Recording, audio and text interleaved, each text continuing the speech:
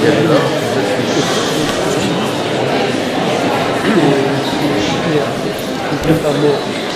Mesdemoiselles, Messieurs, bonsoir, Shavuot, bienvenue à tout le monde. On salue la présence du secrétaire général du consistoire, M. Martin et de son équipe, super le bienvenu.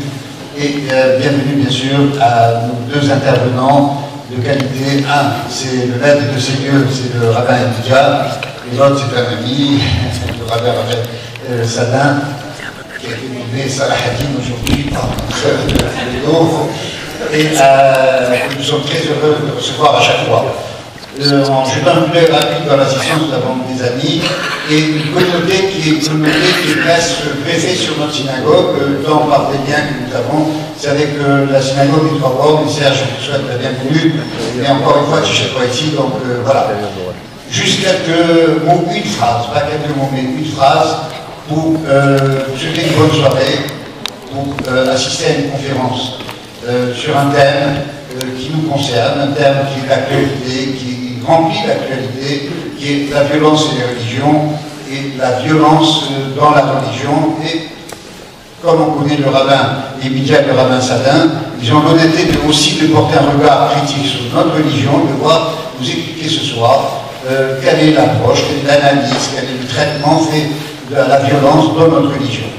Comme on l'a dit ce matin dans notre communauté, évidemment, je n'ai pas les secrets de leur intervention, mais je leur fais une confiance totale. C'est que nous avons à l'heure actuelle, en 2016, plus que l'année dernière malheureusement, et peut-être plus qu'il y a 3500 ans, nous avons besoin pour nous déplacer dans le monde moderne, pour nous déplacer en France, d'avoir des codes, d'avoir des mots, des armes de langage, pour pouvoir expliquer qu'est-ce qui fait que nous soyons, nous, juifs, différents, et qu'est-ce que nous, juifs, avons une approche différente, plus critique, plus analysée, à l'image de nos maîtres, sur tous les domaines, et qui plus est sur la violence. C'était mes quelques mots d'introduction, et comme je les ai ouverts en vous souhaitant la très bienvenue, je vais fermer mon intervention en vous disant qu'il y aura un buffet au premier étage. Je voulais remercier le rabbin Kouni qui s'est occupé de toute l'organisation de cette soirée, que nous devons le succès de cette soirée.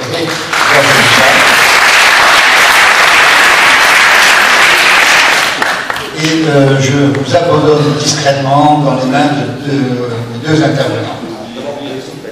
Alors,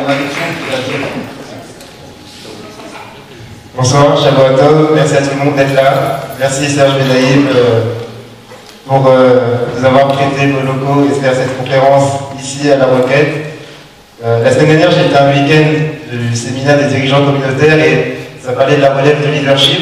Et je crois que vraiment, M. Bedaïm, vous êtes un exemple pour cela. Vous avez monté la Team Roquette, il y a beaucoup de jeunes qui s'intègrent dans votre synagogue et qui prennent part à différents projets. Et voilà, je voudrais vraiment vous remercier de nous accueillir ce soir dans votre synagogue, ainsi que M. Krief, le trésorier, Viviane Wittenberg et tous les administrateurs de la synagogue. Je remercie aussi très spécialement le secrétaire général du consistoire de Paris qui est venu, M. Abdessour, et la directrice du centre Flegg aussi qui fait beaucoup pour la jeunesse, Judith Darmon. Cette conférence n'aurait pas pu avoir lieu sans toute l'équipe de bénévoles qui m'accompagnent à chaque conférence. Meloucha, Tsipora, Maxime, Sandra, et je crois qu'on peut vraiment les applaudir comme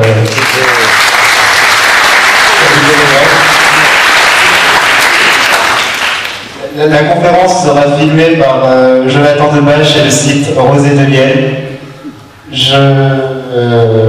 Donc vous savez, le sujet de la conférence, c'est sur la violence.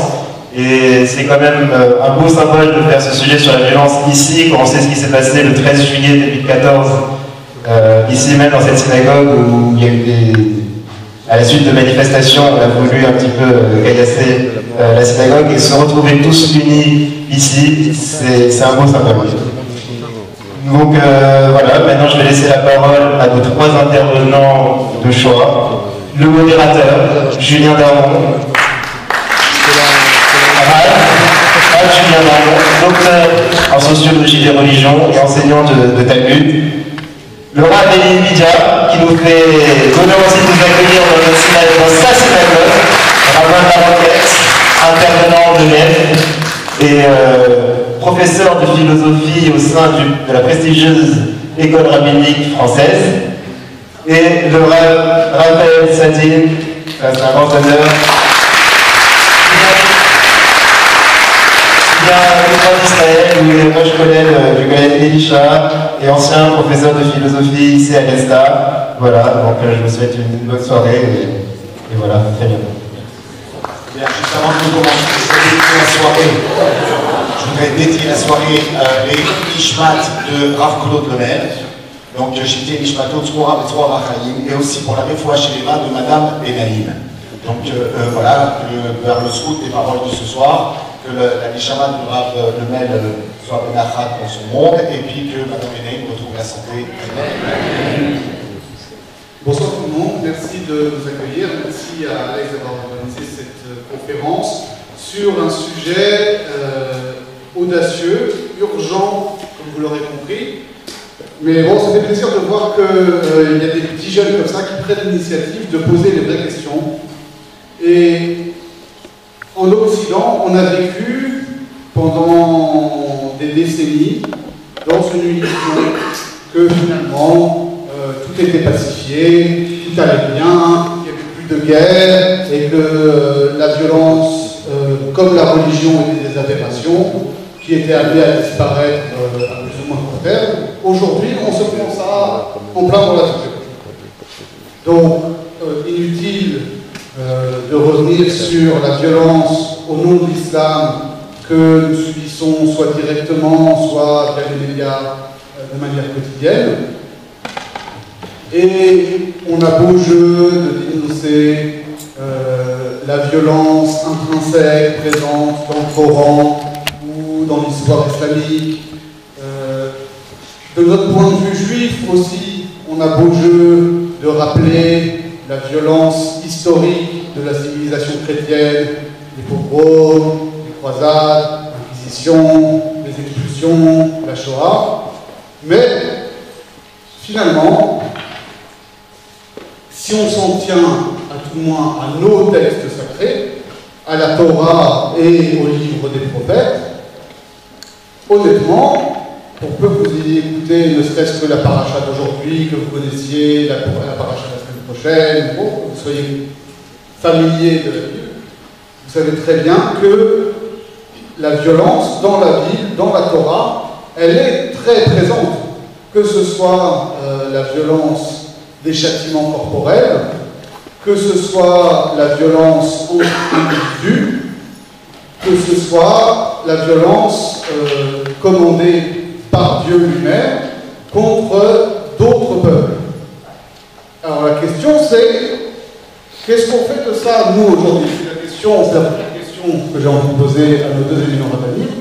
Qu'est-ce qu'on fait de la violence dans la Torah, qui n'a vraiment rien à envier à la violence dans le Coran par exemple?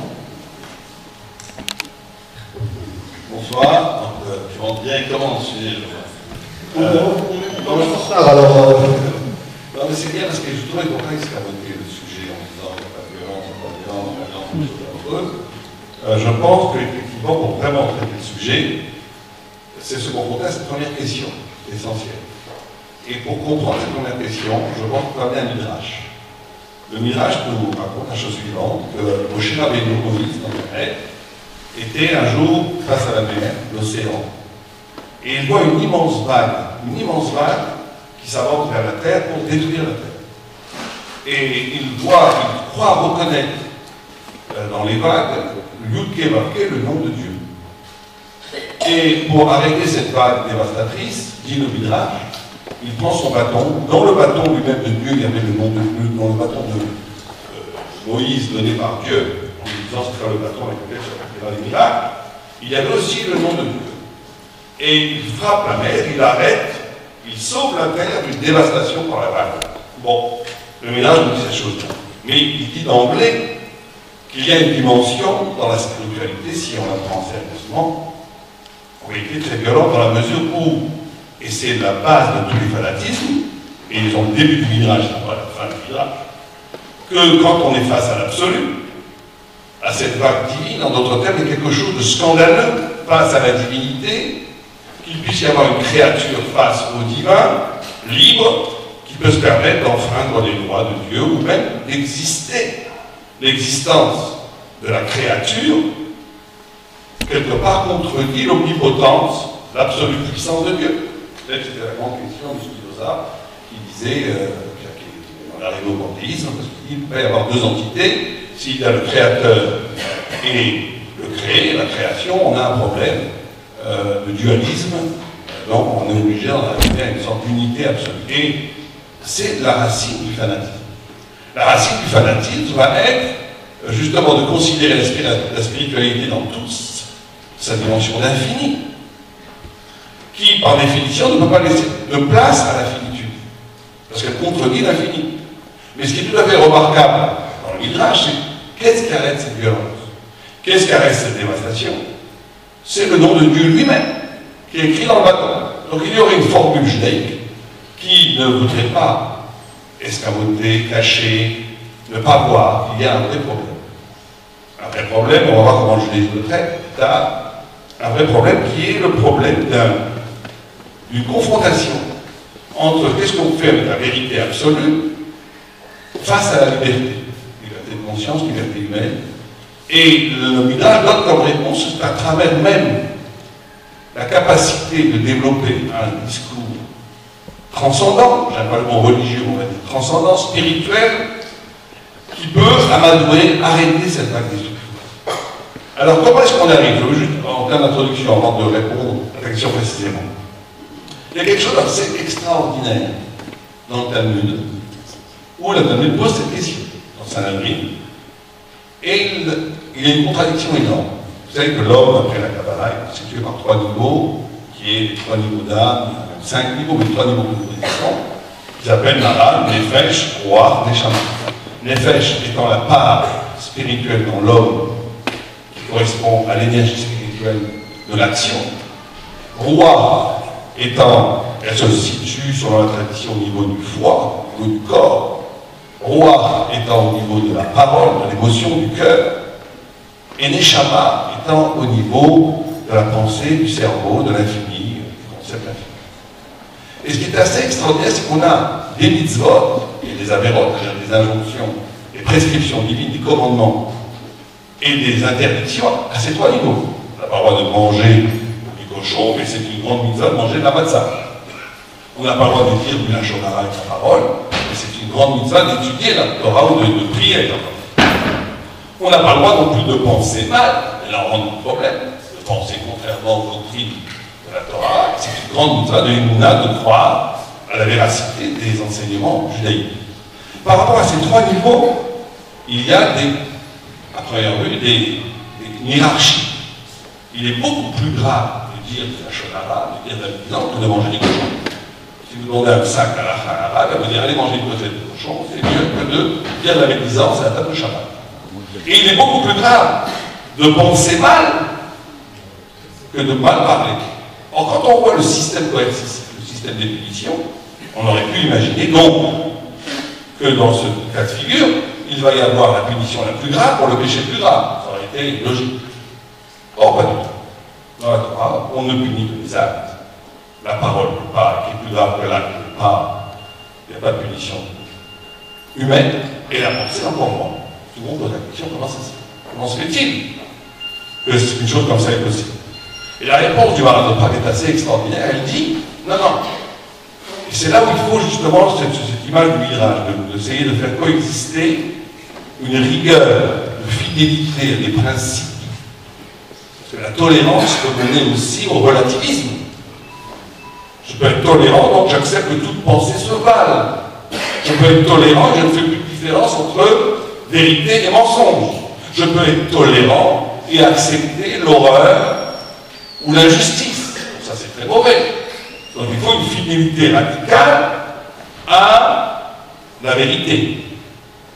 Et d'un autre côté, le Talmud pose une liberté de conscience absolue, puisqu'on ne fait rien. Et il n'existe pas de châtiment dans la Torah par rapport à la liberté de conscience. Quelqu'un peut proclamer haut et fort qu'il ne croit pas en Dieu. quelqu'un peut proclamer on ne croit pas à la Torah, on ne lui fera rien. Même quand le peuple juif a le pouvoir judiciaire. Comment on combine ces deux choses-là? Et le Maharal dit une chose extraordinaire, parce que justement, la conviction, l'idée, est tellement essentielle à l'homme, la pensée, le rapport à la vérité est tellement essentiel à l'homme qu'il n'est pas donné aux autres hommes de le juger. C'est un rapport entre lui et Dieu. Mais pas parce que du tout on est cool, on est gentil, tu peux penser ce que tu veux, chacun doit penser ce qu'il veut. Parce que la pensée, c'est quelque chose qui va t'accompagner éternellement dans ton identité. Et si tu as trahi, c'est tellement grave qu'on ne peut rien faire d'eux parce que tout châtiment serait ridicule par rapport à l'énormité de la faute. Donc c'est à toi de t'arranger avec le bon Dieu. Voilà comment la Torah pose la liberté de conscience. Au sens, non pas que chacun peut penser ce qu'il veut, une liberté de penser ce qu'on veut et tout penser ce qu'on veut, mais que cette pensée-là, elle est tellement essentielle qu'elle est du fait de chacun dans sa relation avec l'absolu. Quand on a posé cela, là je vais apporter cet éclairage du Maharal, je ne suis pas forcément d'accord avec toi. Pourquoi? Parce que tu as parlé de toute forme de violence. Le châtiment corporel, dans le Torah, existe. Mais il faut savoir que le Talmud nous dit qu'il n'a pratiquement jamais été exercé. Jamais. Au point où si un tribunal exécutait quelqu'un en 7 ans, certains disent en 70 ans, on l'appelait un tribunal sanguinaire. Pourquoi? Parce que la loi